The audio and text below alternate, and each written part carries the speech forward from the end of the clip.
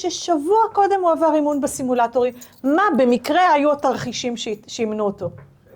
1, כשל דו-מנועי, 2, נחיתה ימית. עכשיו, מה זה עשה?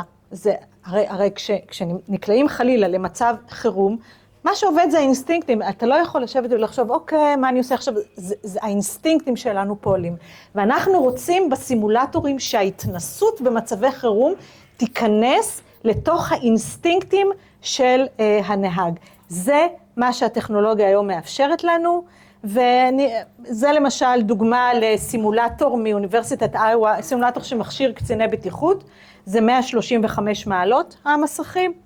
זה סימולטור של מרצדס שהוא 360 מעלות, הם עכשיו עובדים על סימולטור עוד יותר מתקדם, והשילוב הזה של סימולטור, שזה מצד אחד פאר הטכנולוגיה היום, ומצד שני מדריכים מיומנים שמדייקים את הנהג ומכוונים אותו ונותנים לו את הניסיון והידע האנושי, זה שילוב מנצח.